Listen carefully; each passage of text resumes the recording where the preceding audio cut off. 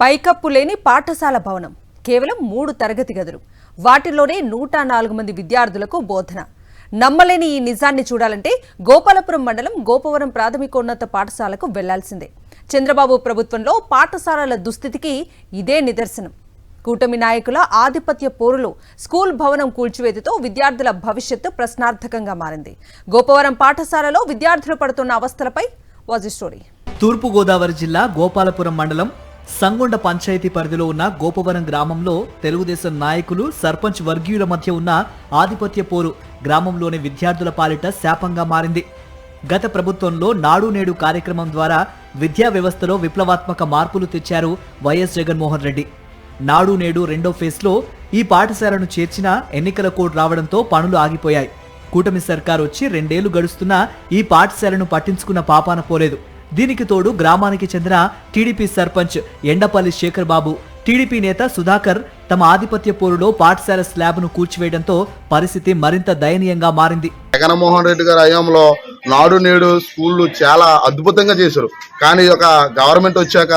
చేస్తానని చేయలేకపోతున్నారు ఒకరి మీద ఒకరు వాతాపంతుల మీద పడి ఈ యొక్క స్లాబ్ అనేది కూల్చివేశారు ఈ యొక్క సార్లు కూడా చాలా ఇబ్బందులు పడుతున్నారు చెప్పుకోలేని పరిస్థితి అయిపోతుంది వాళ్ళు కూడా చెప్పుకుంటే ఏదన్నా మా మీద కేసులు పెడతారా ఏంటని పాపం సార్లు చాలా ఇబ్బందులు పడుతున్నారు గ్రామంలో 1 నుంచి 8వ తరగతి వరకు చదివే విద్యార్థులు సుమారు 104 మంది ఉండగా వారికి కేవలం 3 తరగతి గదులు మాత్రమే ఉన్నాయి దీంతో విద్యార్థులు తీవ్ర అవస్థలు పడుతున్నారు తరగతి గదులపైన ఉన్న స్లాబులను స్థానిక నాయకులు తొలగించడంతో ఏ క్షణాన ఏ ప్రమాదం ముంచుకొస్తుందోనని బిక్కుబిక్కుమంటున్నారు విద్యార్థులు గ్రామానికి దగ్గరలో మరో పాఠశాల లేక ప్రమాదకర పరిస్థితుల్లోనే చదువును కొనసాగిస్తున్నారు విద్యార్థులు జగన్మోహన్ రెడ్డి గారి ప్రభుత్వంలో నాడు నేడు పనులు స్కూల్లో ఏ విధంగా ఉన్నాయో ఈ కూటమి ప్రభుత్వం వచ్చాక ఈ స్కూల్ పరిస్థితి ఎలా ఉందో మీరే చూడండి ఇక్కడ పిల్లలకి 104 మంది ప్రస్తుతం ఉన్న ఈ స్కూల్లో మూడు గదులే ఉండటం చాలా ఆశ్చర్యానికి గురి చేస్తుంది ఏ గోడ ఎప్పుడు పడిపోతోందోనని భయంతో వణికిపోతున్నామని విద్యార్థులు ఆవేదన వ్యక్తం చేస్తున్నారు పాఠశాల తరగతి గదులే కాకుండా మరుగుదొడ్లు తాగునీటి సౌకర్యం కూడా లేదని వాపోతున్నారు washrooms rooms and ground facilities మాకు వాటర్ ఫెసిలిటీ కూడా